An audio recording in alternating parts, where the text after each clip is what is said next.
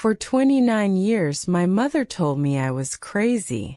She told me I remembered things wrong, that I was too sensitive, that I made things up, that I was the problem in every room I entered. And I believed her because when the person who raised you insists that your reality is not real, you slowly learn to distrust your own mind. Then, at my grandmother's memorial, in front of nearly 100 grieving relatives, my mother stood up and told them all that I had stolen money from my dying grandmother. And in that moment I finally understood that she had been building toward this my entire life. But that day, without quite knowing why, I had done one small thing she never expected. And this is the story of how a woman who was told for 29 years that she couldn't trust her own memory finally proved, to everyone, that she had been telling the truth all along. It is a long story, and it is only the first of many because after I shared it, thousands of people wrote to me about their own narcissist mothers, and their stories are the ones you're going to hear tonight. Settle in. Every one of them is about the same thing. A mother who could not love, only use, and a child who finally found the proof that set them free. My name is Claire, and I was the scapegoat. If you grew up with a narcissist mother, you may already know that word. And if you don't, let me explain it because it is the key that unlocks everything. In many families run by a narcissist, the children are assigned roles. One becomes the golden child, who can do no wrong, who is praised and adored and held up as proof of the mother's greatness. And one becomes the scapegoat, who can do no right, who is blamed for everything, who absorbs all the family's dysfunction so that the mother never has to look at herself. My brother was the golden child. I was the scapegoat. And I did not choose that role, and I could never escape it because it was assigned to me before I could walk, and nothing I ever did could change it. My mother's name is Sandra, and to the outside world, she is wonderful. Warm, funny, generous, the woman who brings a casserole when you're sick and remembers your children's birthdays. People adore her. And that is the thing about narcissist mothers that no one believes until they have lived it. The performance is flawless and the cruelty is private. Sandra saved her real face for me, and only me, in the moments when no one else could see. In public, she was the perfect mother of a difficult daughter. In private, she was something else entirely. The weapon she used most was the one that leaves no marks. It is called gaslighting, and it is the systematic dismantling of another person's grip on reality. Sandra would promise me something and then deny she'd ever said it. She would say something cruel and an hour later insist with total conviction that she'd said no such thing, that I was twisting her words, that I was too sensitive, that I always made her the villain. She would create a hurtful scene at a family gathering and then, afterward, describe it to relatives in a completely inverted way, casting me as the aggressor and herself as the wounded party, so convincingly that people who had been in the room began to doubt what they'd seen with their own eyes. The effect of this, over 29 years, was that I came to distrust my own mind. This is what gaslighting does. It is not about any single lie. It is about eroding your confidence in your own perception until you become dependent on the gaslighter to tell you what is real. I would leave interactions with my mother genuinely unsure whether I was remembering them correctly. I started to wonder if I really was too sensitive, too dramatic, too difficult, all the things she said I was. I was losing my grip on my own reality, and my mother was the one loosening my fingers one at a time, while smiling for everyone else. What saved me, in the end, began with a suggestion from a therapist I finally saw in my late 20s, a therapist who recognized the pattern the moment I described it. She told me something simple that changed my life.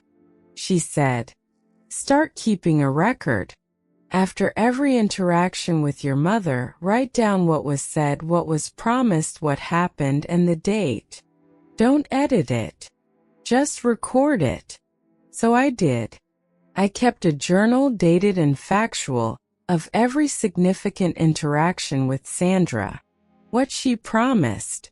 What she later denied. What was actually said. And slowly, as the pages accumulated, something extraordinary happened. I began to trust myself again. Because now when Sandra insisted I never said that, I could look at my own dated entry from 3 weeks earlier and see, in my own hand, exactly what had been said. The record became an anchor to a reality that my mother could no longer move. But the journal was only the beginning, because there was also money. And money is where Sandra's cruelty finally became a crime. My grandmother, my mother's mother, was the one person in my childhood who saw me.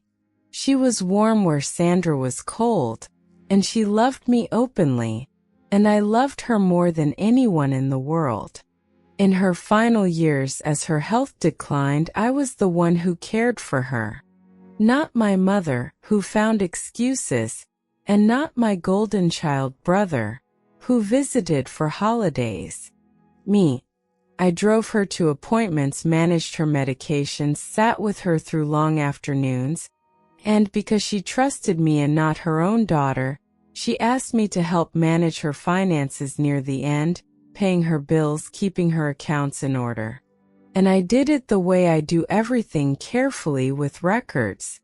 Every bill I paid, every transaction documented, because I was managing someone else's money and I would never, ever leave that undocumented. I kept a complete, dated accounting of every dollar that moved through my grandmother's accounts while I helped her. Not because I suspected anything, but because that is simply the responsible way to handle another person's money. That habit, that instinct is the thing that saved me. My grandmother passed away in the spring, and at her memorial, surrounded by nearly 100 relatives and friends, my mother made her move, the one I now believe she had been building toward for years. She stood up, ostensibly to speak about her mother, and her voice broke beautifully on cue. And then she pivoted. She told the assembled mourners that in going through her mother's affairs, she had discovered that money was missing from my grandmother's accounts. And she said that the only person who had access, the only person who had handled her mother's finances, was me. She looked at me, tears streaming, and she told 100 grieving people that I had stolen from my own dying grandmother. The room turned to me, and I felt the old feeling rising, the 29-year-old reflex to shrink, to apologize, to doubt myself, to wonder if maybe I had somehow done something wrong without realizing it, because that is what a lifetime of gaslighting does to you. For one terrible moment, I almost believed her. That is how deep it goes. But then I remembered the records, and I remembered the journal. And I remembered, for the first time in my life with total clarity, that I was not the person my mother had spent 29 years telling everyone I was. I was a woman who kept the receipts. So I stood up in front of that whole room and my voice did not shake. I said, "That's a very serious accusation, Mom, and I understand why everyone would be horrified. So let's clear it up right now, completely in front of everyone. Because I have nothing to hide and Grandma deserves the truth." And I took out my phone where I had, because I am who I am, the complete financial records. I have a full accounting of every dollar that moved through Grandma's accounts while I helped her. Every bill I paid on her behalf, Every transaction, dated and documented. I'm going to send it to anyone. If you love stories like this, follow for more. I appreciate your support. One who wants to see it right now. And I'd like Mom to show us the account she's claiming money is missing from so we can compare, because I keep careful records, and I promise you they will match to the penny. The room was silent, and my mother's face did something I had never seen it do in 29 years. It faltered, because Sandra had made the same mistake that every narcissist eventually makes. She had assumed that the scapegoat, the daughter she'd spent 3 decades convincing everyone was crazy and difficult and untrustworthy, would simply crumble under a public accusation, would cry and deny and look guilty, and that no one would ever check the actual numbers. She had not counted on the records. She had not counted on the journal. She had spent so long telling everyone I couldn't be trusted that it never occurred to her I would be the one person in that room who could prove, to the penny, exactly what had happened to every dollar. Because here is the truth. There was no missing money. My accounting was complete, and it was accurate, and every dollar that had left my grandmother's accounts had gone to my grandmother's bills, her care, her needs, all documented. When my aunt, my mother's own sister, took my phone and began to read through the accounting, dated and precise and complete, the story my mother had told collapsed in real time. And my aunt looked up and she looked at my mother and she said quietly, "Sandra, there's no money missing here. Every dollar is accounted for. What are you talking about?" And my mother could not answer because there was no answer, because she had invented the theft, the way she had invented so many things about me over 29 years. And this time, for the first time, I had the proof. What happened next was the thing I had waited my whole life for without ever believing it would come. The relatives who had spent decades absorbing my mother's version of me, the difficult daughter, the sensitive one, the problem, began to see. Because if she had lied about this so brazenly, so publicly, at her own mother's memorial, then what else had she lied about? My aunt pulled me aside afterward and said the words I had needed to hear for 29 years. "I always felt like something was wrong in how she talked about you.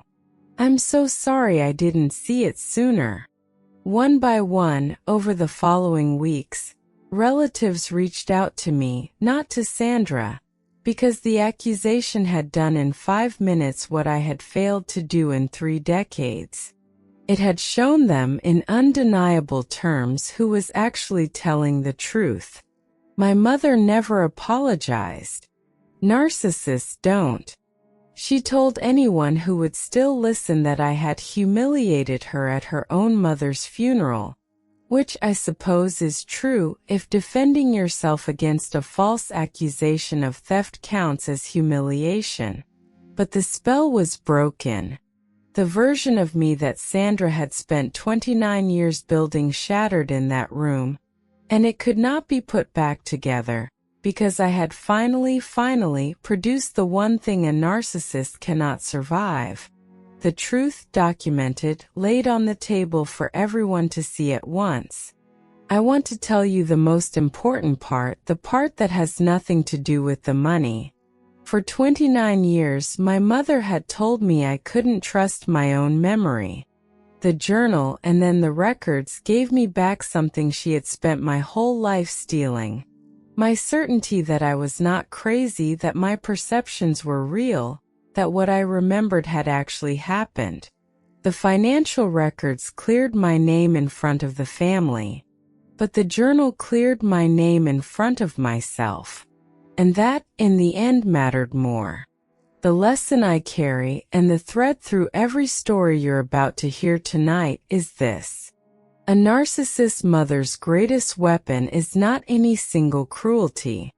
It is the erosion of your reality, the patient, decades-long project of convincing you and everyone around you that you cannot be trusted, so that when she finally strikes, no one will believe you, least of all yourself.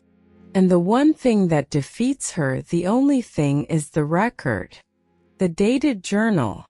The documented accounting. The saved message. The proof of what was actually said and done, kept quietly so that on the day she forces the confrontation, you do not have to win an argument against a master manipulator. You only have to lay the truth on the table and let it speak, because the truth does not cry on cue, does not perform, and does not care how good the act was. So settle in, because what follows are many more stories like mine, from people who each grew up under a mother who could not love them, only used them, and who each in the end found the proof that set them free. Some of these will make you furious. Some will make you weep. And I hope, if you have lived this, that all of them will remind you of the same thing my grandmother's memorial taught me. You are not crazy, you were never the villain, and the truth, kept safe, will one day speak for you. The first story after mine came from a woman named Joelle, whose narcissist mother was a gaslighter of the highest order, and who was saved, as I was, by a journal. Joelle's mother, Patricia, did not scream. What she did was quieter and, in some ways, more damaging. She rewrote reality constantly in tiny increments, until Joelle no longer trusted her own memory. Patricia would promise something and then deny she'd ever said it. She would create a hurtful scene at a family gathering and then, afterward, describe it to relatives in a completely inverted way, casting Joelle as the aggressor. Over years, Joelle came to distrust herself, until a therapist suggested she keep a dated record of every interaction. And slowly, as the pages accumulated, Joelle began to trust herself again, because when Patricia insisted I never said that, Joelle could look at her own dated entry and see exactly what had been said. The turning point came when Patricia, at a family event, created a cruel scene and then told the relatives a reversed version, painting Joelle as the villain. But this time Joelle had been texting her sister in real time during the event, describing what was happening as it happened, a time-stamped, contemporaneous record. Joelle told me, "The journal didn't just prove it to my family, proved it to me. My mother spent 30 years telling me I couldn't trust my own head.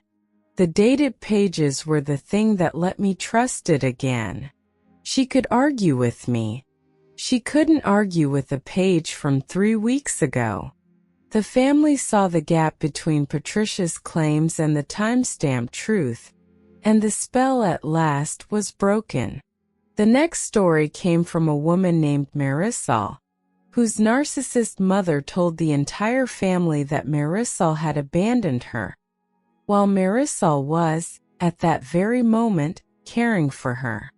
Marisol was the only daughter among 4 children, and when their mother's health began to fail, it was simply assumed that Marisol would provide the care, which she did, driving her mother to every appointment, filling every prescription, cooking and freezing meals in labeled containers. The brothers visited on holidays and were treated like returning kings. And it was never enough. Then their mother needed a small amount of money that Marisol couldn't give fast enough, and a week later, Marisol started hearing from relatives with cold voicemails and furious messages, because her mother had told the whole family that Marisol had vanished, left her helpless, sick and alone, that her only daughter couldn't be bothered. But Marisol was a nurse, and nurses document everything, and she had a shared calendar logging every visit and every appointment, years of texts arranging rides, pharmacy records with her name on every pickup. at the family gathering meant to shame her. Marisol simply took out her phone. Marisol told me. She said I abandoned her. I was at her house 48 hours ago. So I showed them my calendar, 51 visits in 90 days, the pharmacy records, the appointments. Then I asked one of my brothers to show me his. He couldn't. The record proved I'd done everything and they'd done nothing. The truth reversed the story instantly, and the brothers, shamed, finally began to help. The next story came from a woman named Simone, whose narcissist mother stole not her money but her name. Simone was the reliable child, and her mother Delia viewed her children as extensions of herself, resources to use.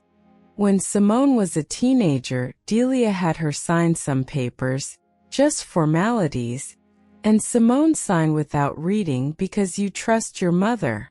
For years, without Simone's knowledge, Delia opened credit accounts in Simone's name, using her clean young credit as a personal reserve, running up balances she eventually stopped paying. So the damage landed on Simone. Simone discovered it when she was denied an apartment and pulled her credit report, finding years of accounts she'd never opened. When she confronted Delia, her mother minimized, then went on the offensive, telling the family Simone was trying to have her own mother arrested over a misunderstanding. But Simone gathered the paper, pulled all 3 credit reports, identified every fraudulent account with its opening date, many from when she was a minor, and filed a formal identity theft report. Simone told me, "My mother counted on me never looking, never checking because a good daughter trusts her mother. So now I check everything and I keep everything, and it turns out that's what actually protects you. Not trust. Records." When a cousin repeated Delia's line that Simone was attacking her mother, Simone sent the credit report, and the family's sympathy moved to where it belonged. The next story came from a woman named Nadia, whose narcissist mother tried to steal the business she'd built. Nadia started a small baking company out of her apartment, and over 3 years of 18-hour days it became real, a storefront, employees, a name people recognized, built alone with her own savings and a loan in her own name. Her mother, Teresa, had mocked it the entire time it struggled, calling it a cute little hobby. And then it succeeded, and the moment it did, Teresa began telling everyone she had always believed in Nadia, and then that she had invested in the business, that it was half hers, and demanded a share of the profits, telling the family Nadia was cutting her own mother out. None of it was true. Teresa had never given a single dollar. But Nadia had run her business like a business, with records. The loan in her name, only 3 years of statements showing every dollar of capital, not one from Teresa, the registration with a single owner. Nadia told me, "My mother spent 3 years telling me my work was nothing. Then she spent 1 year telling everyone my work was hers. The only thing that survived both lies was my accounting. Whatever you build, keep the books." At the family confrontation, Nadia laid out the documents, and Teresa's claim to a business she'd never funded collapsed against the ledger. The next story came from a young woman named Beck, and it's proof you don't have to reach middle age to break free, because Beck was 19.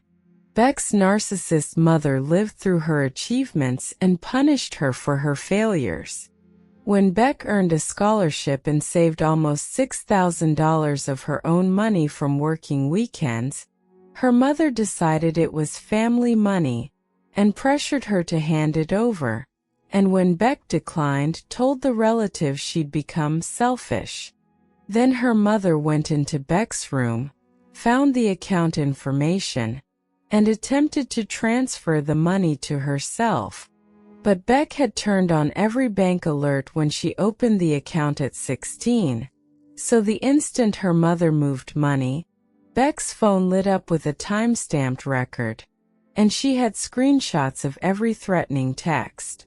Beck told me, "My mom taught me that no one would ever believe me over her, so I made sure I'd never need anyone to. I just needed the receipts." The bank reversed the unauthorized transfer because a 19-year-old's savings account is legally her own, and Beck kept her money and her future. The next story came from a woman named Grace, and it's about a narcissist mother who tried to steal something you cannot put a number on and handed her daughter the proof instead. Grace was getting married, and her mother, Linda, needed to be the center of every room. Grace let Linda give a speech at the reception, though she feared what a microphone and an audience would bring out. But Grace did one smart thing. She asked the videographer to record the whole reception, especially the speeches. And Linda, at the microphone, turned on her daughter, telling an embarrassing story, twisting it cruel, saying in front of 200 guests that she hoped this marriage would finally make Grace less selfish, and raising a glass to my daughter, who I love despite everything she's put me through. Grace did not confront her that night. 2 weeks later, when Linda called to complain that Grace had seemed cold and had ruined the mood, Grace sent her the video of her own speech. Grace told me, "My mother spent my whole life telling me I was too sensitive, that things didn't happen the way I remembered. But video is not soft. I watched her speech and I realized I wasn't too sensitive. It was exactly as bad as I'd felt it was. The tape let me finally believe myself." Grace set a boundary after that, and the gaslighting stopped because she finally had proof. The next story came from a woman named Priya, and it's about a narcissist mother who faked illness to control her daughter's whole life. Priya's mother, whenever Priya tried to build a life of her own, to move, to take a job, to marry, would suddenly develop a mysterious, dramatic health crisis, timed precisely to pull Priya back, to make her cancel her plans, to reassert control. And when Priya began to question the endless emergencies, her mother told the family that Priya was heartless and didn't care if her own mother lived or died. But Priya, a careful person, had begun documenting the pattern, the timing of each crisis, always at the exact moment Priya tried to move forward, and the way each one mysteriously resolved the instant Priya gave in. Priya told me, "Every time I tried to have a life, she had an emergency, always perfectly timed, and it always vanished once I canceled my plans. When I finally questioned it, she said I was heartless. But I documented the pattern, the timing of every crisis, and how each one evaporated once it worked. The record showed they weren't real. They were a leash. Once the pattern was visible, the manufactured illnesses lost their power, because a crisis that only ever happens when it's convenient stops being believed." The next story came from a woman named Talia, whose narcissist mother could not bear her daughter's happiness and set out to destroy her marriage. When Talia married a good man named Josh, her mother lost the control she'd always had, and rather than accept it, she worked to break the marriage, telling Josh lies about Talia, telling Talia lies about Josh, feeding each of them poison designed to create doubt. When it didn't work, she told the extended family that Josh had isolated Talia and turned her against her family. But Talia and Josh talked to each other and kept the messages, and when Josh started hearing strange things, he showed Talia, and when Talia heard lies about Josh, she checked them against him. and together they uncovered the whole campaign, documented in her mother's own messages. Talia told me, "My mother tried to break up my marriage with lies, then told everyone my husband isolated me. But Josh and I kept everything and compared notes. Her own messages proved she was the one lying. The truth was in writing. The marriage survived stronger, and the family saw who the real saboteur had been." The next story came from a man named Daniel, whose narcissist mother triangulated her children against each other for decades. Daniel's mother kept her children divided by telling each of them lies about the others, secrets and slights and betrayals that had never happened, so that the siblings distrusted one another and only trusted her, keeping herself the center of all information and all loyalty. Daniel and his sister had been estranged for years because of things their mother had told each about the other. But one day, exhausted, Daniel and his sister actually talked directly and compared what their mother had told each of them, and the lies contradicted each other, and the whole structure collapsed.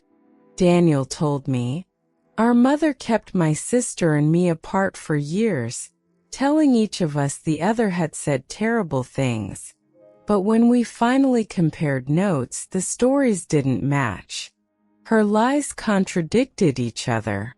The moment we compared the actual messages and memories, we saw she'd been playing us against each other the whole time." Daniel and his sister reconciled, and their mother's decades of triangulation collapsed the instant her children compared their records. The next story came from a woman named Hannah, whose narcissist mother claimed that Hannah was the abuser. When Hannah finally began setting boundaries after years of mistreatment, her mother flipped the entire narrative, telling the family and anyone who would listen that Hannah was abusive, cruel, that she mistreated her poor mother, casting the victim as the villain, a maneuver so common it has a name. But Hannah had documented years of her mother's actual behavior, and where her mother claimed specific incidents of Hannah's abuse, the reality, sometimes recorded, sometimes witnessed, showed Hannah had done nothing of the kind. Hannah told me, "She spent years mistreating me, and the moment I set boundaries, she told everyone I was the abusive one. But I had documented what actually happened, and some of it was recorded. Her specific accusations were contradicted by the reality. The record showed who was actually abusive, and it wasn't me." The family, confronted with the documented truth, saw through the inversion, and Hannah's mother's attempt to steal even the identity of victim collapsed against the record. The next story came from a woman named Priya, whose narcissist mother tried to take the inheritance her grandmother left her. Priya's grandmother, who had loved her dearly and knew she was overlooked, left Priya a meaningful inheritance, specifically to Priya, in a clearly written will. But Priya's mother believed that anything belonging to her child belonged to her, and set out to take it, first pressuring Priya to share it, then claiming the grandmother had really wanted it divided, that Priya was twisting the will and stealing from the family. But Priya had the will, the clear, legal, dated document leaving the inheritance to her alone. Priya told me, "My mother told everyone I was stealing my grandmother's money, but my grandmother wrote down exactly who it was for, and it was for me. The will didn't care what my mother claimed. It said my name." Priya kept her inheritance, and her grandmother's wishes were honored despite her mother's attempt to override them.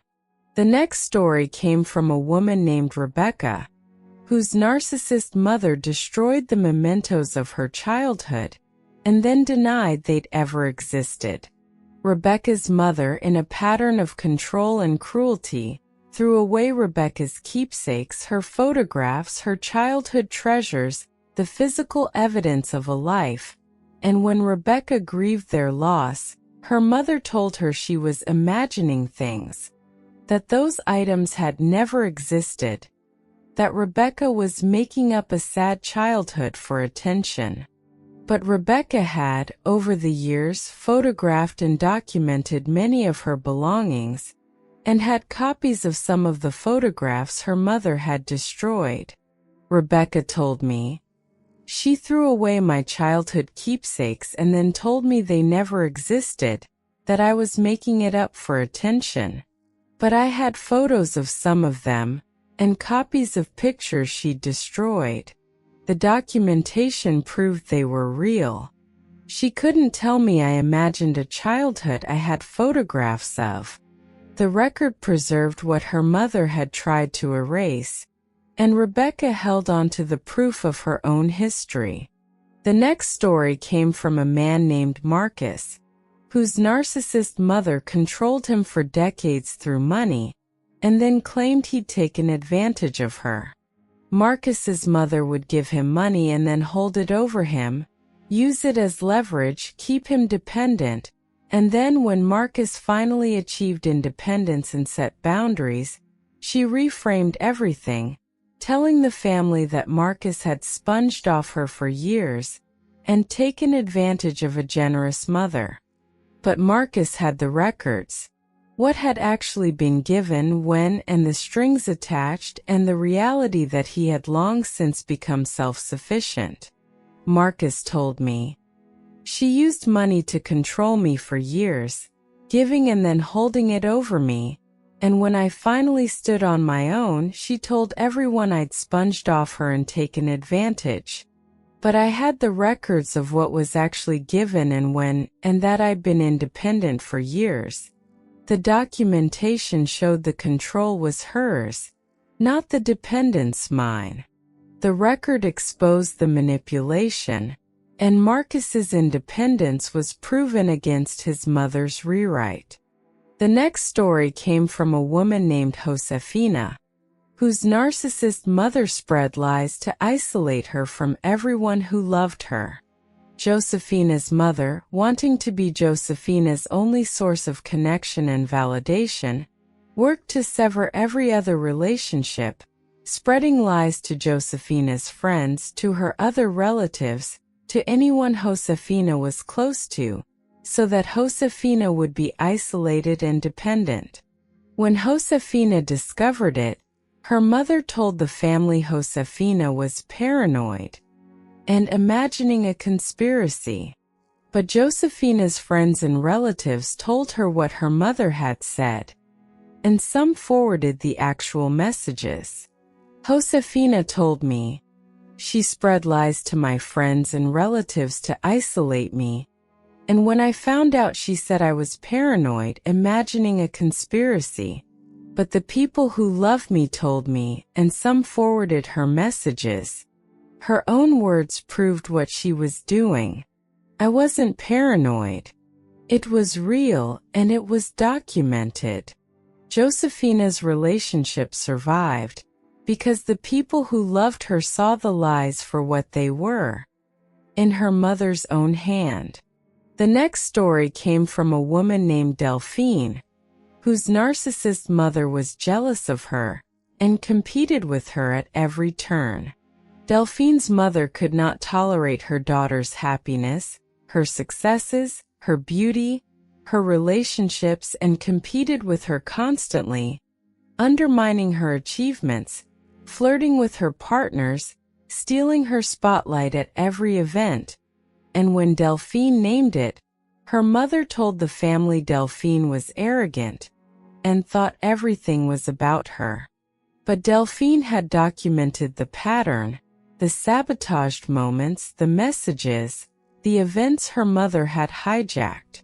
Delphine told me, "My own mother competed with me, undermined my successes, even flirted with my partners, and when I named it she told everyone I was arrogant and thought everything was about me."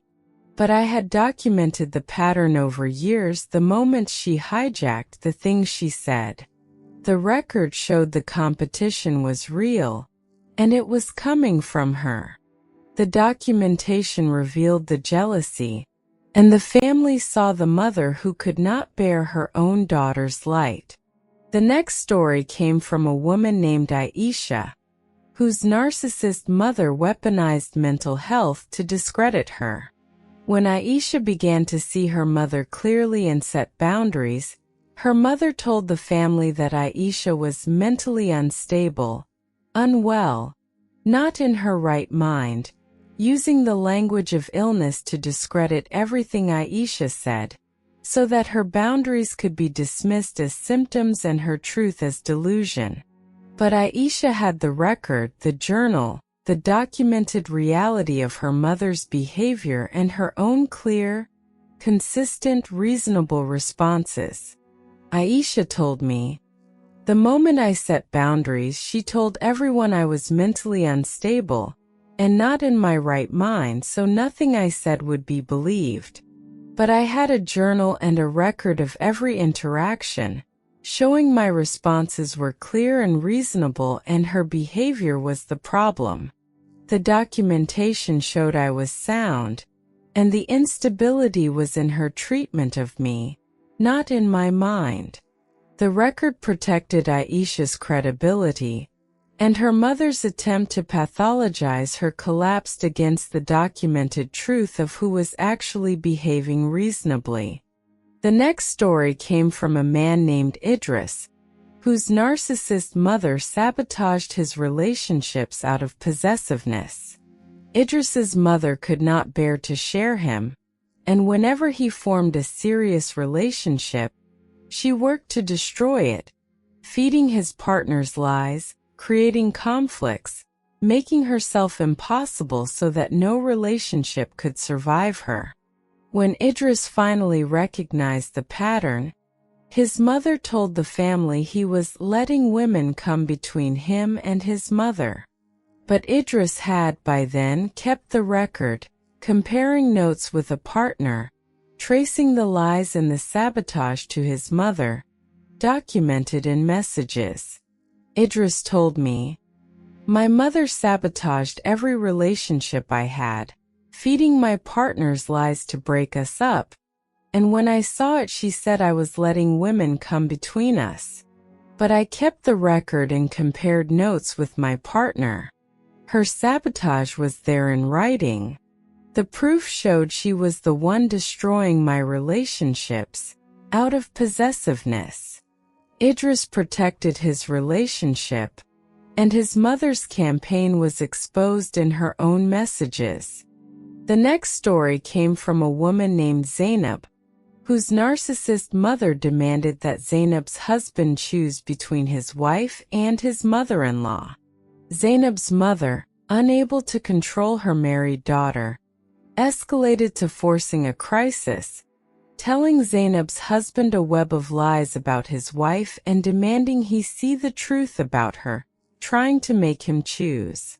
But Zainab and her husband, forewarned by the pattern, had kept the record of everything her mother had said and done, and when the ultimatum came, they laid it out together. Zainab told me, "My mother tried to make my husband choose, feeding him lies about me and demanding he see the truth. But we kept the record of everything she'd said and done. When she forced it, we showed him her own words. He saw exactly who was lying, and it wasn't me. The record made the choice easy."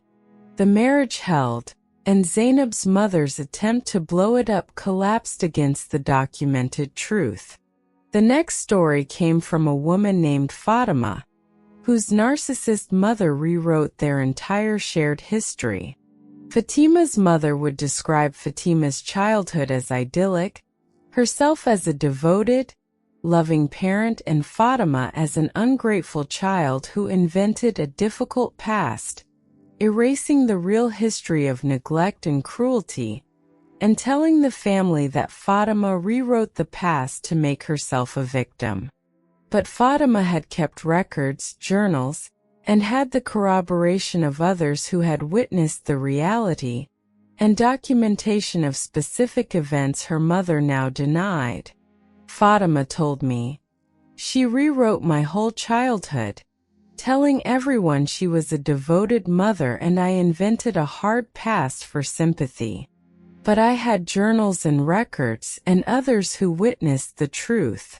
The documentation showed what actually happened. She could rewrite the story to the family, but she couldn't rewrite the record. The truth was preserved and Fatima's memory, so long denied, was at last corroborated." The next story came from a woman named Ingrid, whose narcissist mother took credit for every achievement Ingrid ever earned. Whenever Ingrid accomplished something, a degree, a job, a success, her mother would claim it was because of her sacrifice, her parenting, her pushing, taking the credit publicly while privately having done nothing to help. And if Ingrid corrected the record, her mother told the family Ingrid was arrogant and ungrateful for everything her mother did. But Ingrid had the record of who had actually funded and supported her achievements, which was Ingrid herself alone. Ingrid told me, "She took credit for everything I achieved, telling everyone it was because of her, while she'd done nothing to help. When I corrected it, she said I was ungrateful. But I had the records showing I funded and earned it all myself. The documentation showed whose achievement it really was." The truth was clear in the record, and Ingrid's mother's claim to her daughter's successes collapsed against the proof of who had actually earned them. The next story came from a woman named Camille, whose narcissist mother love-bombed her, and then devalued her in an endless cycle. Camille's mother would, for a time, shower her with affection and praise, making Camille feel finally loved, and then, without warning, turn cold and cruel, devaluing her, tearing her down, leaving Camille perpetually off balance, always chasing the return of the love. And when Camille named the pattern, her mother told the family Camille was impossible to please, and made drama out of nothing. But Camille had documented the cycle, the messages that swung from adoration to cruelty and back, the pattern laid bare over time. Camille told me, "She'd love-bomb me and then devalue me, over and over, keeping me chasing her approval, and when I named it she said I was impossible to please. But I had the messages, the swings from adoration to cruelty documented. The record showed the cycle was real and it was hers. I wasn't making drama. I was describing a pattern I could prove." The documentation revealed the manipulation, and Camille finally stopped chasing a love that was designed never to stay. The next story came from a woman named Beatrice, whose narcissist mother forced an estrangement and then played the abandoned victim. When Beatrice set boundaries, her mother dramatically cut her off, declared the estrangement, told the family Beatrice was cast out, and then over time rewrote it, telling everyone that Beatrice had abandoned her, that she was a grieving mother whose daughter walked away. But Beatrice had the record of who had actually initiated the estrangement, her mother's own declarations cutting her off, and Beatrice's attempts to maintain a relationship on reasonable terms. Beatrice told me, "She cut me off when I set boundaries, and then rewrote it, telling everyone I abandoned her and she was a grieving mother. But I had her own messages initiating the estrangement, and my attempts to keep a reasonable relationship. The record showed she cut me off first, then played the victim. The truth was documented in her own words. The family saw who had really walked away, and Beatrice's mother's victim narrative collapsed against her own declarations." The next story came from a man named Lucas, whose narcissist mother used relatives as flying monkeys to attack him. Lucas's mother, rather than confront him directly, recruited other relatives to pressure, shame, and attack him on her behalf, feeding them her version so they'd do her bidding, a tactic that let her stay clean while others did the damage. When Lucas tried to explain the truth, the recruited relatives dismissed him as the problem. But Lucas had the record of his mother's actual behavior, and the messages showing how she deployed the relatives with her false version. Lucas told me, "She sent other relatives to attack me on her behalf, feeding them lies so they'd do her dirty work while she stayed clean.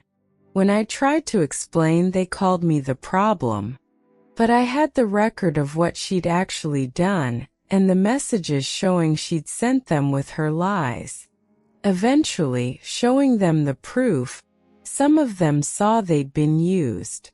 The documentation exposed the manipulation, and one by one the flying monkeys realized they'd been deployed against the truth." The next story came from a woman named Sophia, whose narcissist mother claimed Sophia had never helped her, while Sophia had done everything.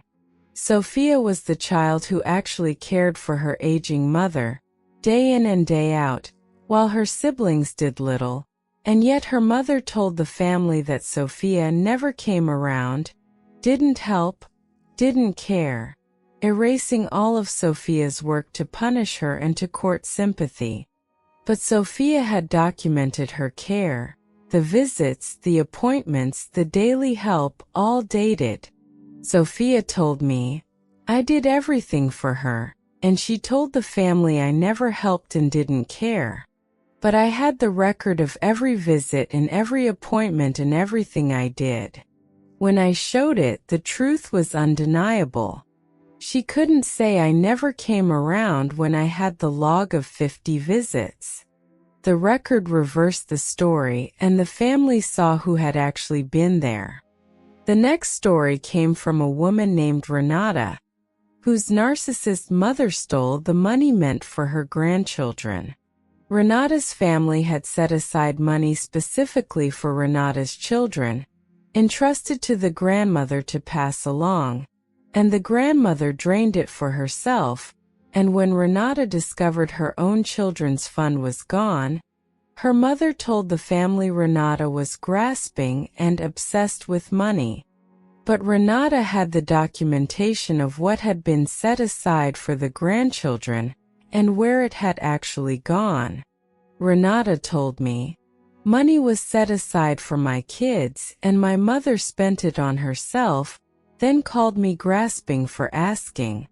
But I had proof of what was set aside for my children and where it went. The record showed she'd taken my kids' money. The documents didn't lie. The truth was clear, and the grandmother's theft from her own grandchildren was exposed by the record."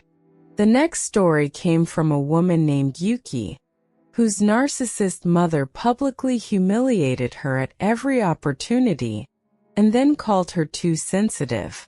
Yuki's mother had a habit of humiliating her in public, sharp comments, embarrassing stories, cruel jokes at Yuki's expense, always in front of others, and then when Yuki was hurt, dismissing her as too sensitive and unable to take a joke, so that Yuki looked difficult and her mother looked fun. But Yuki, over time, documented the pattern, and where the humiliations happened in group chats or were witnessed, she had the proof. Yuki told me, "She humiliated me in public constantly and then called me too sensitive when I was hurt, so I looked difficult and she looked fun. But I documented the pattern, and a lot of it was in group chats. The record showed the cruelty was real and constant. I wasn't too sensitive. She was cruel in writing. The documentation revealed the pattern, and the family saw the difference between a joke and a campaign." The next story came from a woman named Amara, whose narcissist mother demanded an enormous sacrifice and vilified her for hesitating. Amara's mother demanded a life-altering sacrifice, and when Amara, who had already given so much, needed even a moment to consider it, her mother immediately told the family Amara had refused to help her own mother and was selfish and cold. But Amara had the record of everything she'd already given, and the reality of just how extreme the new demand was. Amara told me, "She demanded an enormous sacrifice, and the second I hesitated, she told everyone I refused to help my mother and was cold. But I had the record of everything I'd already given, and how extreme the ask was. The truth was I'd given more than anyone, and she turned a moment's hesitation into a betrayal." The family understood, seeing the long record of Amara's giving against a single hesitation her mother had inflated. The next story came from a man named Elias, whose narcissist mother pitted his memory against a recording and lost. Elias's mother made a promise, an important one, and then when it came time to honor it, denied she'd ever made it, told Elias he'd misunderstood and always twisted things. But Elias, weary of a lifetime of this, had recorded the conversation where the promise was made, and he simply played it back. Elias told me, "She made a promise and then denied it, told me I'd misunderstood and always twisted things like she always did. But this time I'd recorded the conversation, played it back. There was her voice, making the promise she said she never made. You can't twist a recording." It ended the argument, and it ended a lifetime of her telling me I remembered wrong. The recording did what a lifetime of protest never could, and Elias finally had, in his mother's own voice, the proof that his memory had been right all along. The next story came from a woman named Layla, whose narcissist mother manufactured emergencies to extract money.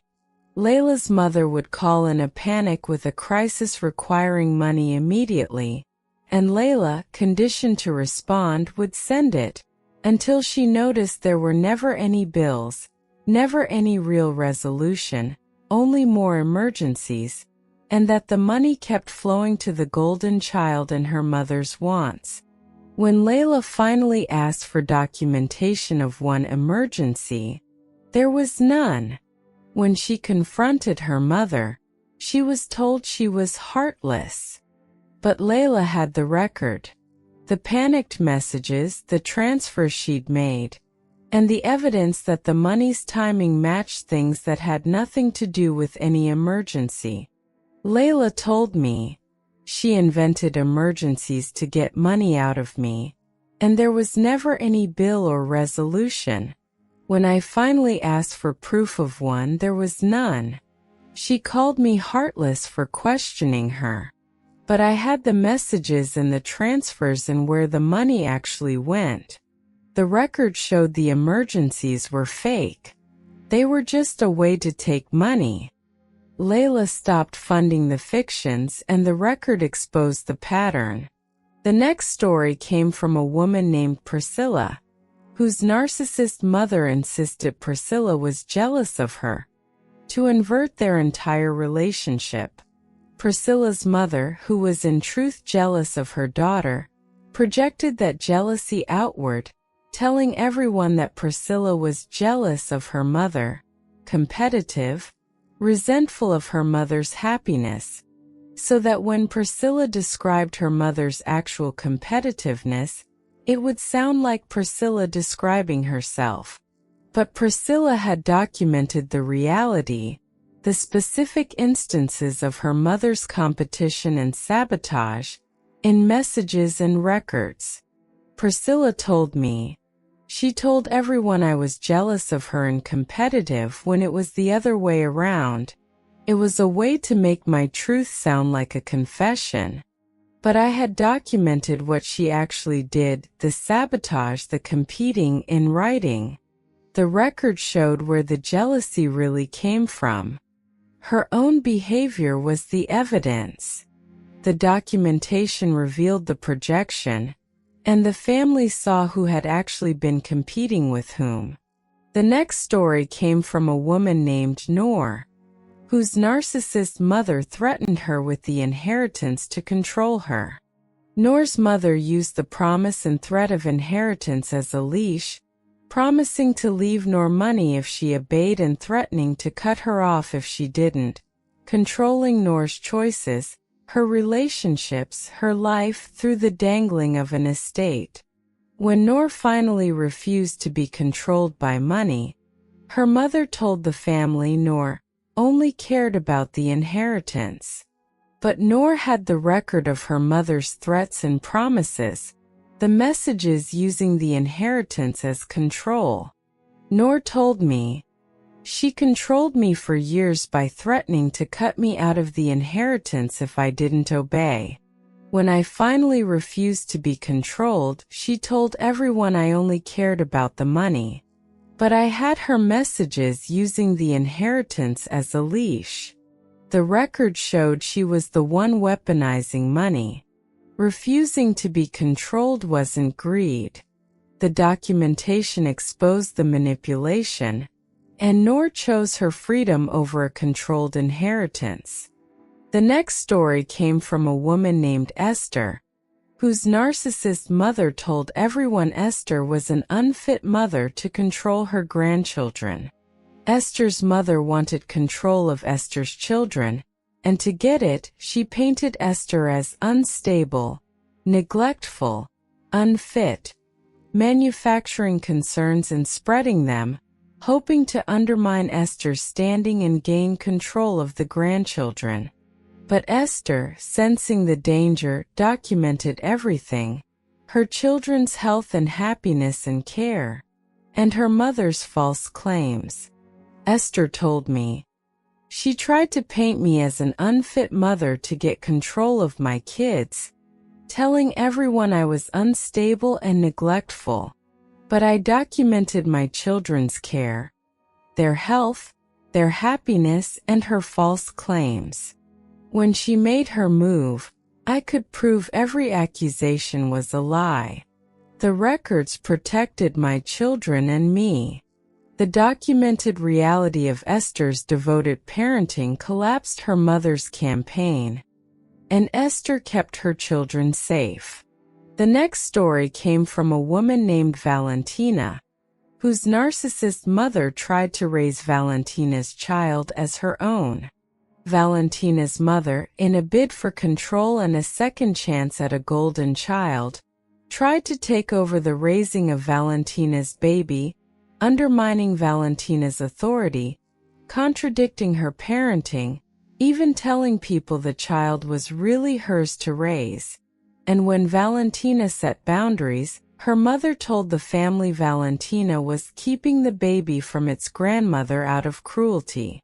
But Valentina had documented the overreach and the reasonable boundaries she'd set, and the access she'd offered.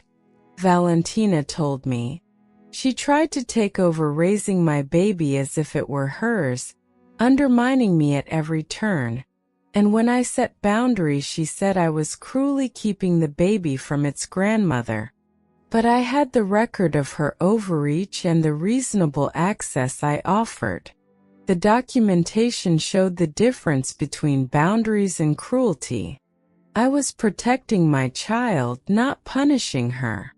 The record exposed the overreach, and Valentina protected her role as her child's mother." The next story came from a man named Raphael, whose narcissist mother sabotaged his career to keep him dependent. Raphael's mother, wanting him tied to her, interfered with his professional life, contacting his workplace, undermining his opportunities, trying to keep him from succeeding and moving away. When Raphael confronted her, she told the family he was paranoid and blaming his mother for his own failures. But Raphael had evidence of the interference, the records of her contact with his workplace and the damage she'd tried to do. Raphael told me, "She interfered with my job to keep me dependent, contacting my work, and when I confronted her she said I was paranoid and blaming her for my failures. But I had proof she'd contacted my workplace and what she'd said. The record showed the sabotage was real. I wasn't paranoid."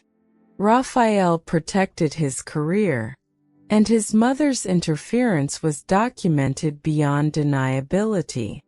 The next story came from a woman named Imani, whose narcissist mother demanded she fund a lavish lifestyle as her due. Imani's mother expected her successful daughter to fund an extravagant lifestyle for her, framing it as what a good daughter owed, and when Imani set reasonable limits, her mother told the family Imani was stingy and ashamed of her own mother. But Imani had the record of the escalating demands and everything she'd already provided. Imani told me, "She expected me to fund a lavish lifestyle for her as my duty, and when I set limits she told everyone I was stingy and ashamed of her. But I had the record of her demands and everything I'd already given. The documentation showed the demands were endless and I'd given generously. Setting limits wasn't stinginess." Imani kept reasonable boundaries, and the record showed the demands for what they were. The next story came from a woman named Soledad, whose narcissist mother denied that any abuse had ever happened. When Soledad, as an adult, gently referenced the difficult reality of her childhood, her mother flatly denied it, insisted their family had been perfect, that Soledad was lying or confused, rewriting a painful history into an idyllic one and telling relatives Soledad was spreading lies about her loving mother. But Soledad had kept records, and had the corroboration of others who had witnessed the reality, and documentation of specific events. Soledad told me, "She denied anything difficult ever happened, insisted our family was perfect, and told everyone I was lying about my loving mother. But I had records and others who witnessed the truth and documentation of specific events. The proof showed what really happened. She could deny it to the family, but she couldn't deny the record. The truth was corroborated and Soledad's reality, so long denied, was finally believed." The next story came from a man named Tobias, whose narcissist mother used the golden child as a weapon against him. Tobias's mother constantly held up the golden child sibling as the standard Tobias failed to meet, used the sibling to shame him, to exclude him, to remind him of his lesser place, and enlisted the golden child in the campaign against the scapegoat. When Tobias named the favoritism, his mother told the family he was jealous of his sibling and bitter. But Tobias had documented the disparate treatment over years, the messages, the events, the pattern. Tobias told me, "She used my sibling as a weapon against me my whole life, holding them up to shame me, and when I named the favoritism she said I was jealous and bitter. But I had documented the disparate treatment over years. The record showed the favoritism was real and constant. I wasn't jealous. I was describing something I could prove. The documentation revealed the pattern, and the truth of the two-child system was laid bare." The next story came from a woman named Adelie, whose narcissist mother guilt her out of a good relationship. Adelie's mother, threatened by any bond that might loosen her grip, worked to end Adelie's relationship, telling her the partner was wrong for her, using her, coming between them, feeding Adelie doubts and feeding the partner lies. When the couple recognized the pattern and set boundaries, Her mother told the family the partner had brainwashed Audley. But Audley and her partner kept the record and compared notes, tracing the lies to her mother. Audley told me, "She tried to guilt me out of a good relationship, telling me my partner was using me and telling my partner lies about me. When we set boundaries, she said he'd brainwashed me. But we kept everything and compared notes." Her own words showed she was the one sabotaging us. The record exposed the campaign. The relationship survived, and the family saw who had really tried to destroy it.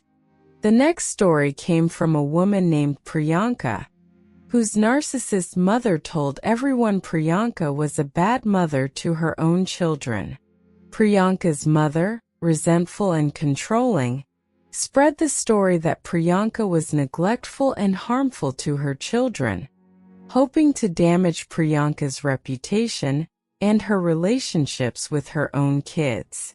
But Priyanka documented the reality, her children's well-being and care, and her mother's false claims. Priyanka told me, "She told everyone I was a bad mother, neglectful and harmful to my kids, to damage me. But I documented my children's care and happiness, and her false claims. The record showed the truth of how my children were actually doing, which was well. Her accusations had nothing behind them." The documented reality of Priyanka's parenting collapsed her mother's smear. The next story came from a woman named Adiz, whose narcissist mother took the settlement meant for her. Adiz had received a settlement, money legally hers, and her mother, controlling it while Adiz was young or unwell, spent it on herself and the golden child. When Adiz asked where her settlement had gone, her mother told the family she was obsessed with money. But the settlement was documented, its purpose clear, the disbursements recorded. Adiz told me, "The settlement was mine, and she spent it on herself and my sibling, then called me obsessed with money for asking. But the settlement and every withdrawal were documented. The record showed my money went to them. The paper proved it." Adiz was believed because a documented settlement leaves a trail. The next story came from a man named Cristiano, whose narcissist mother demanded he sacrifice his health for the golden child. When the golden child sibling needed something drastic, Cristiano's mother demanded he provide it at great cost to himself, and when Cristiano, who had already given so much, needed to consider such an enormous sacrifice, she immediately told the family he had refused to save his own sibling and was heartless. But Cristiano had the record of everything he'd already given and the extremity of the new demand. Cristiano told me, "She demanded I make a drastic sacrifice for my sibling, and the moment I hesitated, told everyone I refused to save him and was heartless. But I had the record of everything I'd already given and how extreme the ask was.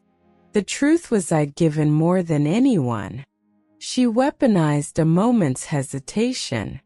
The family understood, seeing the record of his giving against a single, inflated hesitation. The next story came from a woman named Rosalind, whose narcissist mother charged her rent as a teenager and kept the money.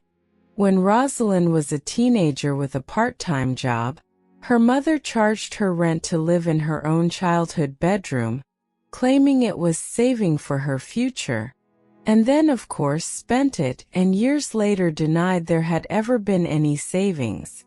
But Rosalind had kept records of the payments she'd made. Rosalind told me, "She charged me rent as a teenager to live in my own room, said she was saving it for me, and then it was gone and she denied there was ever any savings. But I had records of every payment I made." The documentation showed what I'd paid and that there was no savings account for me. The paper showed where my money really went. The record exposed the false savings, and Rosalind's teenage earnings were proven taken. The next story came from a woman named Genevieve, whose narcissist mother intercepted her communications to control her.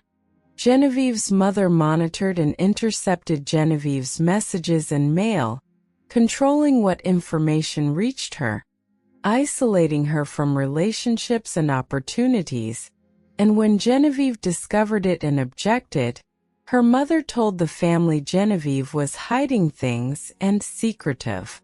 But Genevieve had evidence of the interception, the traces of her mother accessing her communications, the specific things she could only have learned by reading them. Genevieve told me, "She intercepted my messages and mail to control what reached me, and when I objected she said I was hiding things. But I could show she'd accessed my communications because she referenced things she could only have read there. The evidence showed she was the one violating my privacy, not me hiding anything." The documentation exposed the surveillance, and Genevieve reclaimed her privacy. The next story came from a woman named Mirabelle, whose narcissist mother staged herself as the victim at every family event. Mirabelle's mother had a talent for turning every gathering into a stage for her own victimhood, manufacturing a slight, weeping, drawing all sympathy to herself, and casting Mirabelle as the cause, so that Mirabelle spent every event managing her mother's performance and absorbing blame. But Mirabelle over time documented what actually happened at these events, and where they were witnessed or captured she had the proof. Mirabelle told me, "She turned every event into a performance of her own victimhood, manufacturing a slight and weeping and blaming me. But I documented what actually happened and others witnessed it. The record showed she was manufacturing the drama, not me causing it. The pattern was undeniable once it was written down. The documentation revealed the performances, and the family began to see the pattern behind the tears." The next story came from a man named Anselm, whose narcissist mother denied him access to his own inheritance from his father. When Anselm's father died and left money to Anselm, his mother, controlling the estate, withheld it, spent it, and claimed there had been nothing for Anselm, telling the family he was grasping. But Anselm had the documentation of what his father had left him. Anselm told me, "My father left money to me, and my mother withheld it and spent it, claiming there was nothing for me. But I had the documentation of what my father actually left. The record showed there was an inheritance and where it went. She couldn't claim there was nothing when the paper showed exactly what my father intended." Anselm pursued what was his, armed with the record of his father's true wishes. The next story came from a woman named Delia, whose narcissist mother demanded she cancel her wedding because it wasn't about her. Delia's mother, unable to tolerate a day centered on her daughter, demanded Delia postpone or shrink her wedding, threw tantrums about the plans, and when Delia proceeded, told the family Delia had excluded her own mother and made the wedding a snub. But Delia had the record of her mother's demands and tantrums, and the reasonable inclusion she'd actually offered.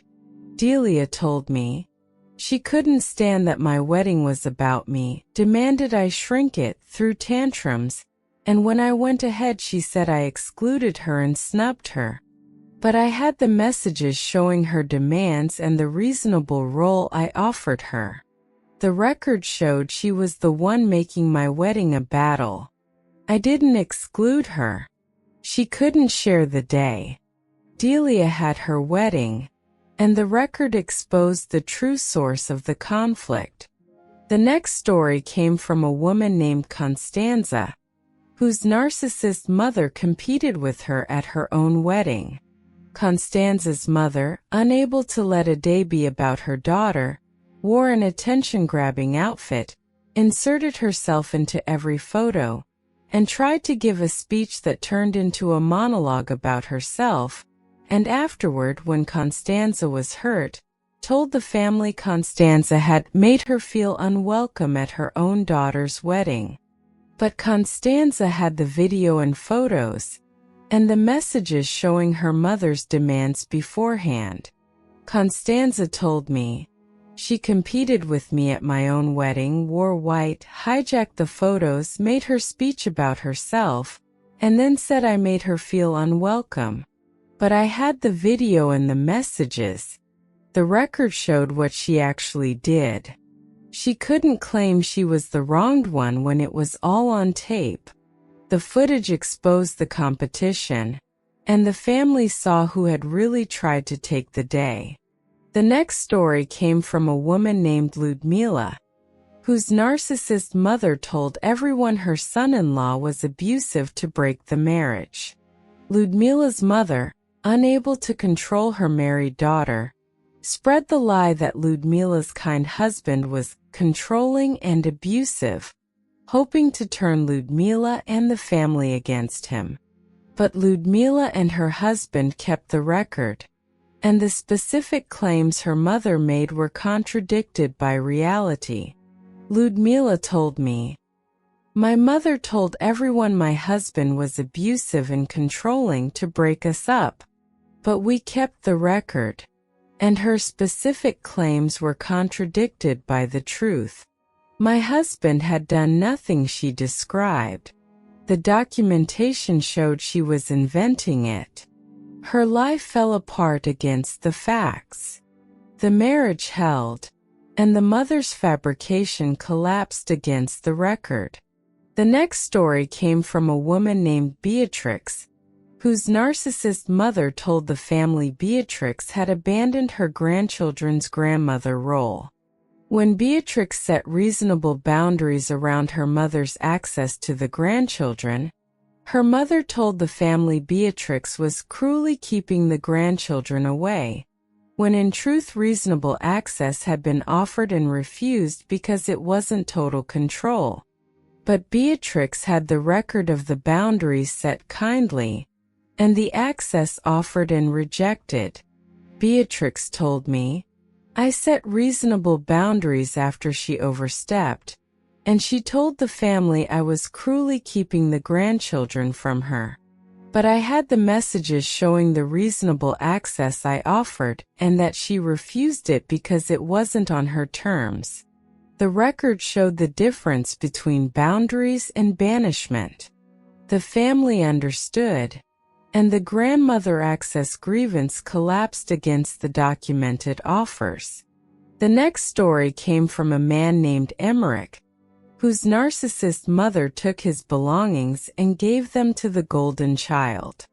Emmerich's mother took his possessions, some valuable, some sentimental, and gave them to the golden child's sibling, and when Emmerich asked for them back, claimed they'd always been shared, and told the family Emmerich was materialistic.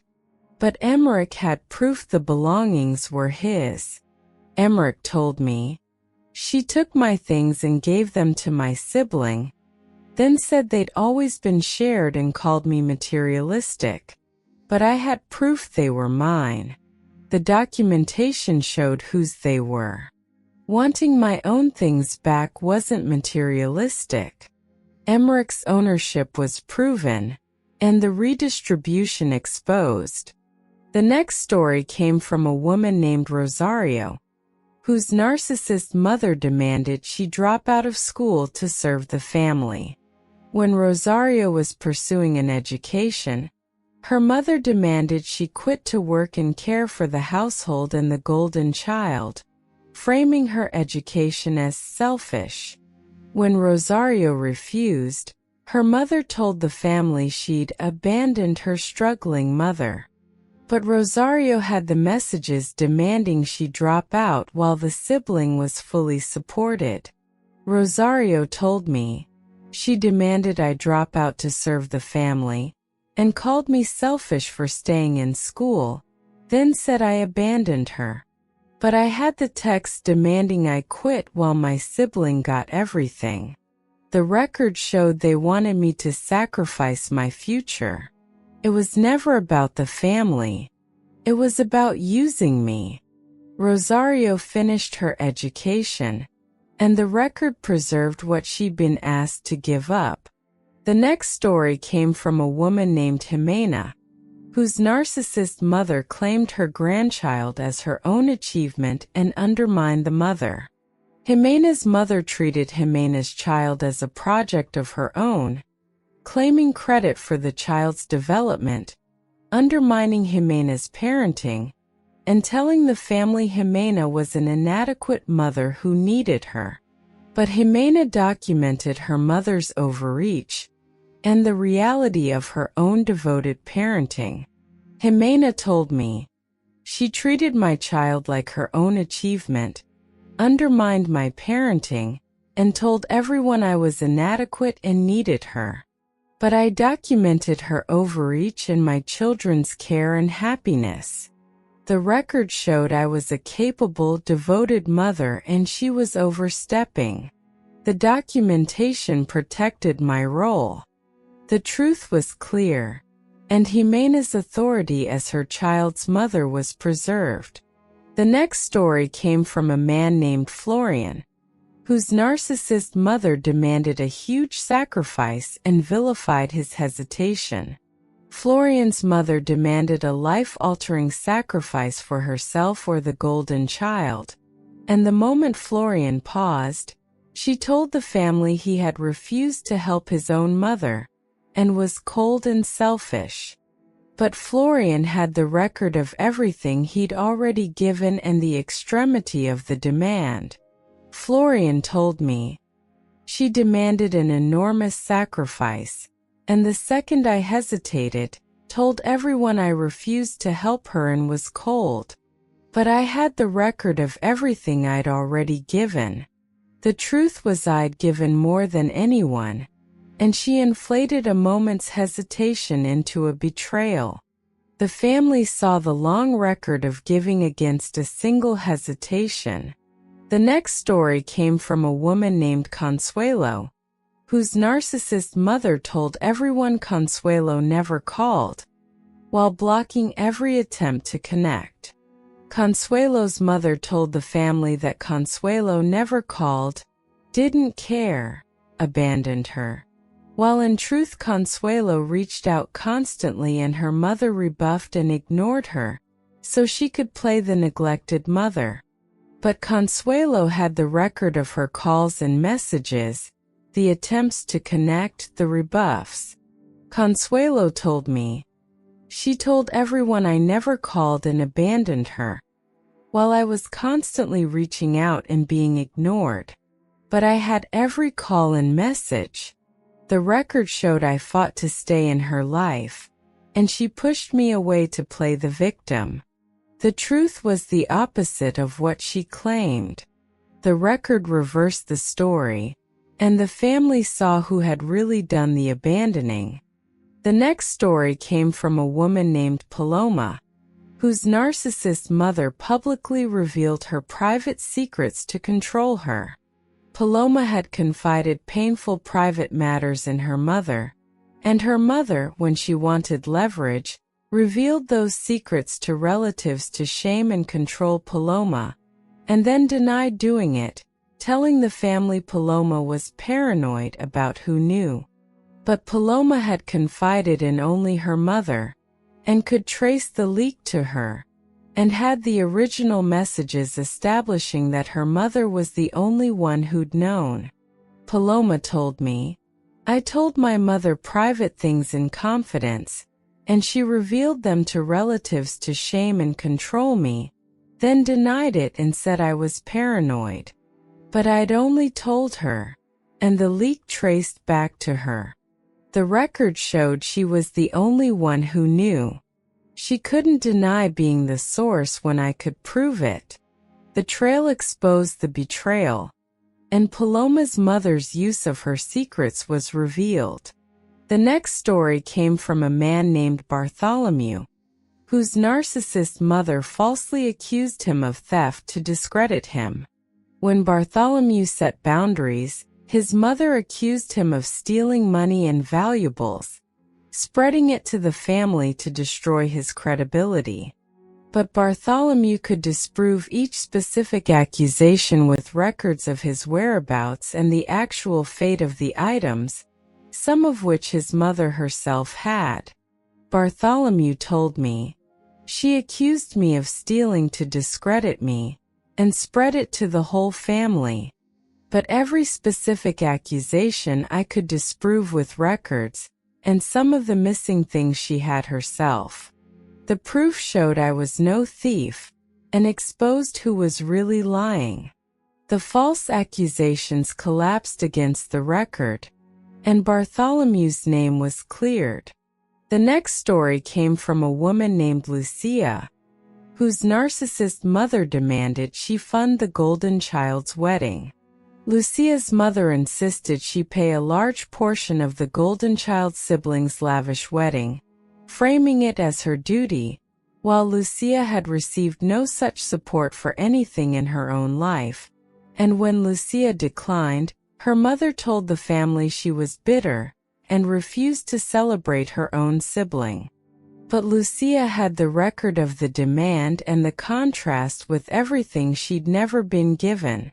Lucia told me, "She demanded I pay a fortune for my siblings' wedding as my duty, and when I couldn't, said I was bitter and refused to celebrate them.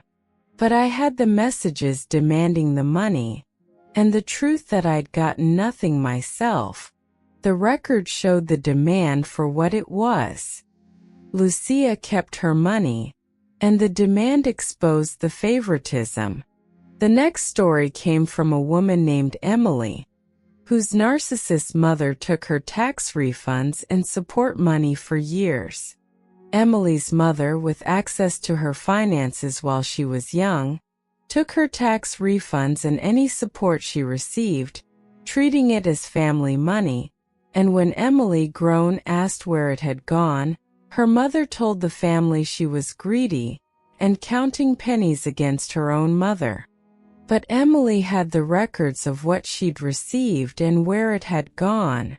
Emily told me, "She took my refunds and support money for years, and when I asked, said I was greedy and counting pennies. But I had the records of what I received and where it went. The paper showed it was mine and it went to them. Asking about my own money wasn't greed." Emily secured her finances, and the record exposed the appropriation. The next story came from a man named Severin, whose narcissist mother stayed on his bank account into adulthood to control and take his money. Severin's mother had insisted on being on his account to help him manage money, and used that access well into his adult life to monitor and move his money to herself and the golden child.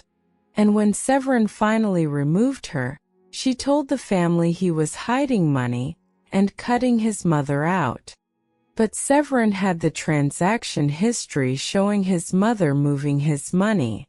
Severin told me, "She stayed on my bank account into my adult life and used it to take my money, and when I removed her, said I was hiding money and cutting her out. But I had the transaction history showing her moving my money to herself for years. Removing her wasn't hiding. It was protecting myself." Severin secured his finances, and the record exposed the years of withdrawals. The next story came from a woman named Ingeborg, whose narcissist mother told everyone at Ingeborg's workplace and social circle that she was unstable. Ingeborg's mother, wanting to discredit her, spread the word among Ingeborg's professional and social contacts that she was unstable and not to be trusted, damaging her reputation and relationships. But Ingeborg's contacts, uncomfortable, told her what her mother had said, and some had it in writing. Ingeborg told me.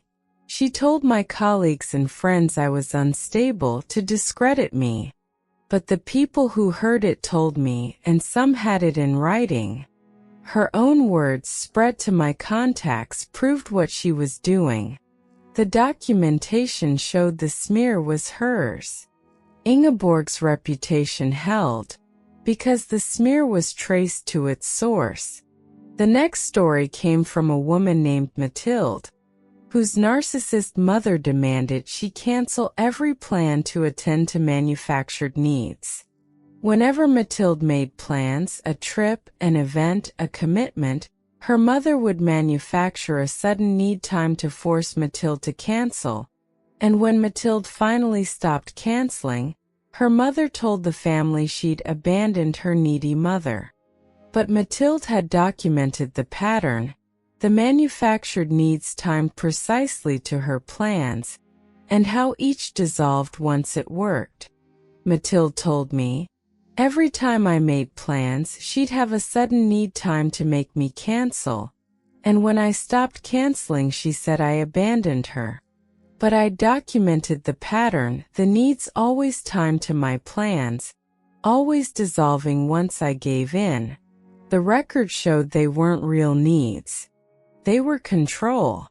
The pattern documented lost its power. The next story came from a man named Oswaldo, whose narcissist mother claimed the family estate and cut him out. When a relative died and left an estate, Oswaldo's mother maneuvered to control it and cut Oswaldo out, claiming he wasn't entitled, while the deceased's actual documented wishes provided for him. But Oswaldo had the will and the documentation of what the deceased had intended. Oswaldo told me, my mother tried to control the estate and cut me out, claiming I wasn't entitled, but the deceased will provided for me. I had the documentation of the real wishes. The paper showed what was actually intended, not what my mother claimed. Oswaldo received what the deceased had intended, protected by the documented will. The next story came from a woman named Wilhelmina, whose narcissist mother demanded she give up a life-changing opportunity to stay and serve. Wilhelmina was offered a career-making opportunity requiring her to move, and her mother demanded she give it up to stay as her caretaker. And when Wilhelmina took it while offering to stay closely involved, her mother told the family she'd abandoned her aging mother.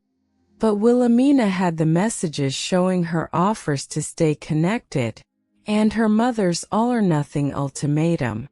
Wilhelmina told me, she demanded I give up a life-changing opportunity to stay and serve her, and when I took it while offering to stay involved, she said I abandoned her. But I had the messages showing my offers and her ultimatum. The record showed she rejected every compromise. I didn't abandon her. She refused my help. Wilhelmina built her life, and the truth was documented in her mother's own demands. The next story came from a woman named Agnieszka, whose narcissist mother built her for her childhood. When Agnieszka set boundaries, her mother presented her with a demand for repayment of what she'd spent raising her, an itemized tally of a childhood, and told the family Agnieszka was ungrateful for refusing to pay. But Agnieszka kept the invoice and let people see it. Agnieszka told me, she literally billed me for raising me, an invoice for my childhood, and called me ungrateful for refusing. But I kept the bill. All I had to do was show people she'd invoiced me for being her child. Nobody sided with her after reading that. The absurd demand in writing discredited itself. The next story came from a woman named Bronwyn, whose narcissist mother spread lies to her in-laws to isolate her. Bronwyn's mother, unable to control her, went to Bronwyn's in-laws and spread lies about her, hoping to damage those relationships and isolate Bronwyn within her husband's family. But the in-laws, uncomfortable, told Bronwyn and her husband, and some forwarded the messages. Bronwyn told me, "She went to my in-laws and spread lies about me to isolate me. But they told us and some forwarded her messages." Her own words sent to my husband's family proved what she was doing. The record exposed the campaign. Bronwyn's relationships held because the lies were traced to their source. The next story came from a man named Cormac, whose narcissist mother took back a gift to punish him. Cormac's mother had given him something meaningful, documented as a gift, and when he set a boundary she didn't like, she took it back and told the family it had always been hers. But Cormac had proof it was a gift to him. Cormac told me, "She gave me something as a gift and took it back to punish me, saying it was always hers. But I had proof it was given to me. The documentation showed it was mine." Her anger didn't change the paperwork. Cormac kept what was his, protected by the record. The next story came from a woman named Delphina, whose narcissist mother denied a promise she'd made and then attacked. Delphina's mother made an important promise and later denied it entirely, telling Delphina she'd imagined it and always twisted things, and telling the family Delphina was making up stories. But Delphina had the promise in writing. Delphina told me, "She made a promise and then denied it, said I imagined it and always twisted things. But I had it in writing." Her own written words proved the promise. She couldn't tell me I imagined something she'd put in writing. The record ended the gaslighting, and Delphina was believed. The next story came from a woman named Rosalind, whose narcissist mother used a fabricated health scare to demand money and guilt. Rosalind's mother described a frightening health crisis requiring money, and Rosalind sent it, only to discover later there had been no such crisis, the money going to the golden child. When Rosalind confronted her, she was called heartless. But Rosalind had the messages describing the fake crisis and the transfer, and the evidence of where the money went. Rosalind told me, "She invented a health scare to get money, and it went to my sibling. When I confronted her, she called me heartless. But I had the messages and the transfer and where it went. The record showed the crisis was fake. The dates gave her away." Rosalind stopped funding the fictions and the pattern was exposed. The next story came from a man named Alistair, whose narcissist mother demanded he choose her over his own children. Alistair's mother, jealous of his attention to his kids, demanded he prioritize her over them, and when he wouldn't, told the family he'd abandoned his mother for his children. But Alistair had the record of her escalating demands. Alistair told me, "She demanded I choose her over my own children, and when I wouldn't, said I abandoned her. But I had the messages showing she wanted me to put her before my kids." The record showed the demand for what it was. Choosing my children wasn't abandoning her. Alistair kept his priorities, and the demand exposed the jealousy. The next story came from a woman named Henrietta, whose narcissist mother demanded she abandon her own family to be a full-time caretaker, while the golden child was excused. As her mother aged, she demanded Henrietta give up her career and time with her own children to be her unpaid full-time caretaker, while the golden child sibling was asked for nothing, and when Henrietta proposed shared or paid care, her mother told the family she refused to care for her own mother. But Henrietta had the record of the demand, her fair proposals, and the siblings' exemption. Henrietta told me, "She demanded I give up my career and my kids' time to be her unpaid caretaker while my sibling was asked for nothing, and when I proposed sharing the care, she said I refused to care for her. But I had the messages showing the demand, my fair offers, and that my sibling was excused. Proposing fairness wasn't refusing." Henrietta arranged fair care, and the record exposed the lopsided demand. The next story came from a man named Percival, whose narcissist mother claimed he'd stolen a family heirloom she had actually given away. Percival's mother accused him of stealing an heirloom to discredit him, when in fact she had given it to the golden child herself, and she spread the accusation to the family. But Percival could show he'd never had it and could trace where it had actually gone. Percival told me, "She accused me of stealing an heirloom she'd actually given to my sibling, and spread it to the family. But I could show I never had it and where it really went." The record exposed the false accusation, and who actually had the heirloom. The truth cleared Percival and exposed his mother's fabrication. The next story came from a woman named Kasia, whose narcissist mother love-bombed her back into the fold to exploit her again. After a period of estrangement, Kasia's mother suddenly became warm and apologetic, love-bombing Kasia with affection to draw her back in, only to resume the exploitation once Kasia lowered her guard. And when Kasia pulled away again, her mother told the family Kasia was cold and wouldn't let her mother make amends. But Kasia had documented the cycle across previous rounds, the pattern of warmth followed by exploitation. Kasia told me, "She love-bombed me to draw me back, then exploited me again the moment I let my guard down. And when I pulled away she said I wouldn't let her make amends. But I had documented the cycle from previous rounds. The record showed the warmth was always a setup for the next exploitation. It wasn't amends. It was bait."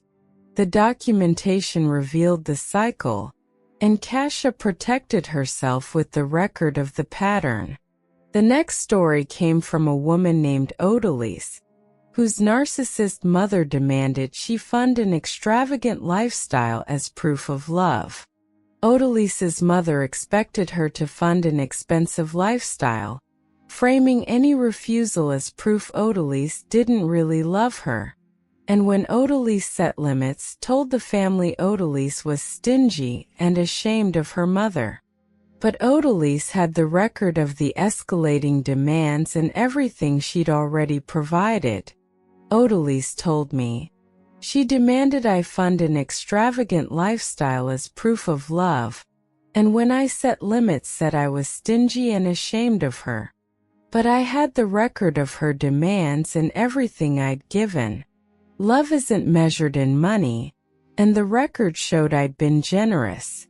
Setting limits wasn't a lack of love. Odalise kept reasonable boundaries, and the record showed the demands for what they were." The next story came from a woman named Theodora, whose narcissist mother sabotaged her friendships to keep her isolated and dependent.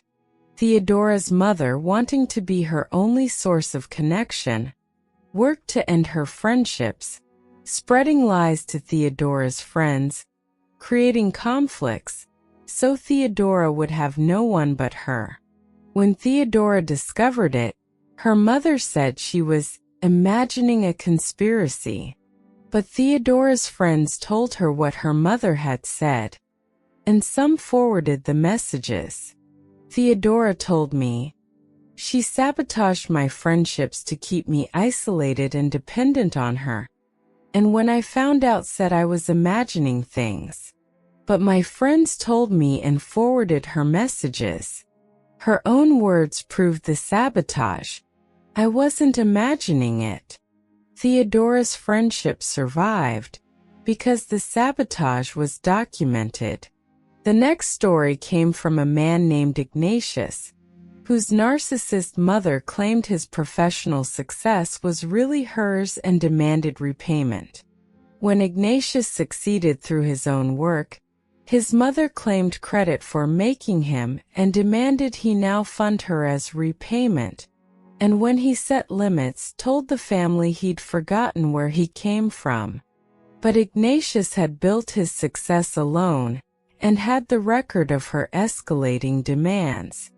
Ignatius told me, when I succeeded, she claimed credit and demanded I fund her as repayment, and said I forgot where I came from when I set limits.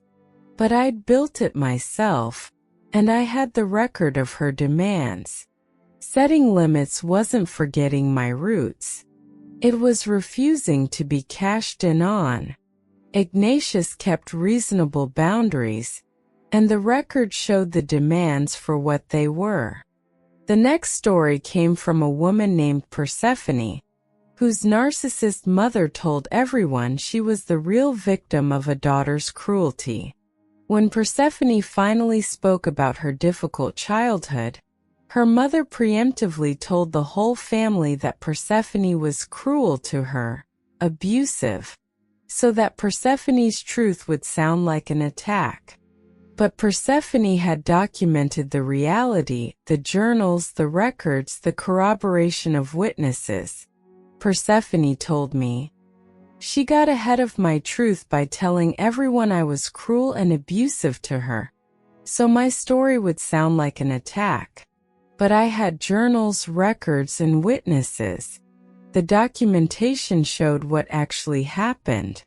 Her preemptive accusation collapsed against the proof. The record exposed the inversion, and Persephone was believed at last.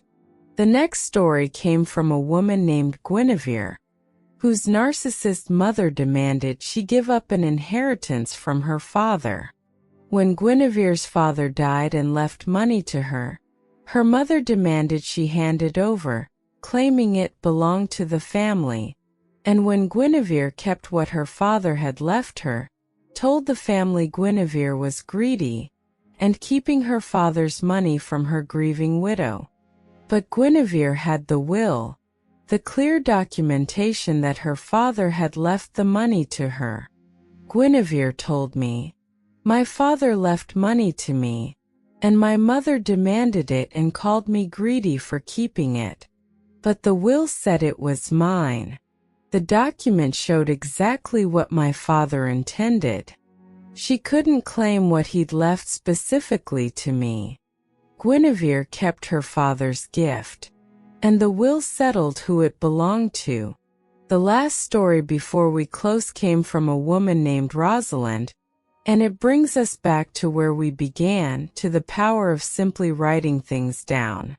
Rosalind spent decades believing she was the difficult, broken one in her family, exactly as her narcissist mother had told her, until a counselor suggested she keep a record.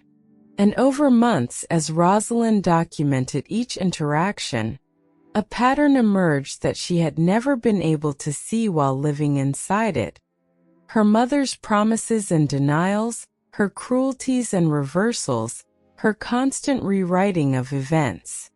And one day, reading back over her own dated pages, Rosalind realized she was not difficult, and not broken, and not crazy. She had been telling the truth her whole life. Rosalind told me, I didn't keep the record to win anything or expose anyone.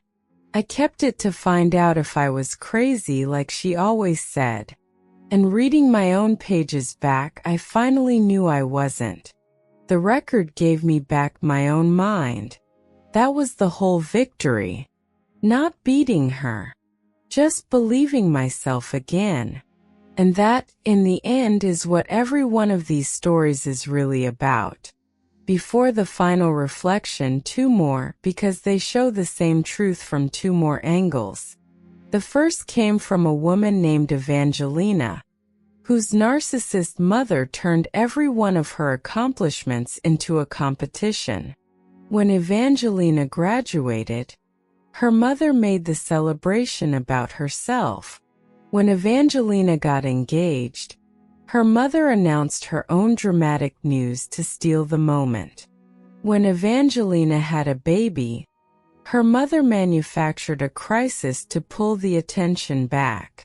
Over years, Evangelina noticed that she was never allowed a moment of her own, that her mother always found a way to become the center of it. And she documented it, occasion by occasion, until the pattern was undeniable. Evangelina told me, "Every happy moment of my life, she found a way to make about herself, and if I said anything, I was the one being dramatic. But I documented it, occasion by occasion. The pattern was undeniable once it was written down. She couldn't share a single one of my moments, and the record proved it." The documentation revealed the competition, and Evangelina finally understood it was never about her being dramatic. It was about a mother who could not let her daughter shine. The second came from a man named Bartholomew's cousin, a man named Reginald, whose narcissist mother demanded gratitude for harm. Reginald's mother would hurt him and then demand he thank her for it, framing her cruelty as tough love, her control as sacrifice, her neglect as strength, so that Reginald was expected to be grateful for the very things that had wounded him, and if he wasn't, he was ungrateful. But Reginald, in time, documented what had actually happened, stripped of her framing, the plain facts of events, and reading them back, saw them clearly for what they were. Reginald told me, "She hurt me and demanded I thank her for it, calling her cruelty tough love and her neglect strength, so I was ungrateful if I didn't appreciate being wounded. But I wrote down what actually happened, just the facts without her framing. And reading it plainly, I could see it for what it was. The record stripped away her spin and left the truth. The documentation cut through the reframing, and Reginald stopped being grateful for his own wounds." And one final story from a woman named Serafina, whose narcissist mother tried at the very end to rewrite their entire relationship for the family's memory. As her mother aged, she began telling relatives a beautiful, false history of a devoted mother and a beloved daughter, erasing decades of cruelty, casting herself as the loving matriarch and Serafina as the ungrateful child who never appreciated her. It was a final bid to control how she would be remembered, and to poison the family against Serafina for good. But Serafina had decades of records, journals, messages, the documented reality of what had actually happened. Serafina told me, "At the end, she tried to rewrite our whole relationship for the family, a loving mother and an ungrateful daughter, erasing everything she'd done. But I had decades of records. The documentation held the real history. She could tell the family a beautiful story, but she couldn't change what was written down as it happened. The record preserved the truth, and Serafina held on to her own reality against her mother's final rewrite." Every one of these stories, mine and all the others you've heard tonight, comes down to the same hard truth about the narcissist mother. Her greatest weapon is not any single cruelty, not the money she takes or the accusations she makes. It is the erosion of your reality. It is the patient, decades-long project of convincing you and everyone around you that you cannot be trusted, that you remember wrong, that you are too sensitive, that you are the problem, so that when she finally strikes, no one will believe you, least of all yourself.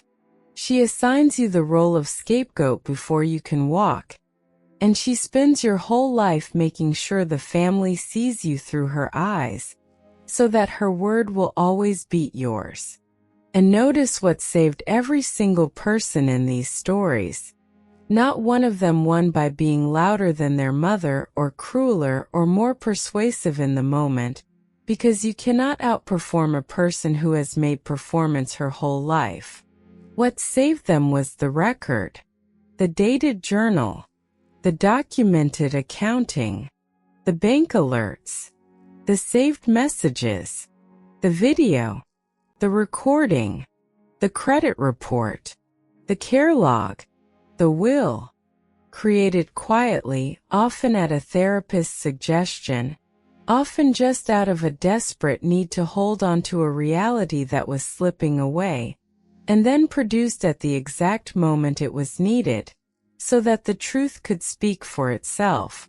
Because a narcissist can rewrite your memory, and rewrite the family's memory, and rewrite the past itself, but she cannot rewrite a dated document.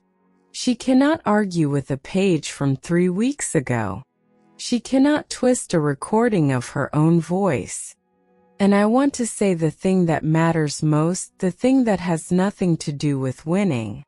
If you grew up with a mother like this, the deepest wound is not any single thing she did. It is that she took your trust in your own mind. She made you doubt your own memory, your own perceptions, your own sanity. And the record gives that back.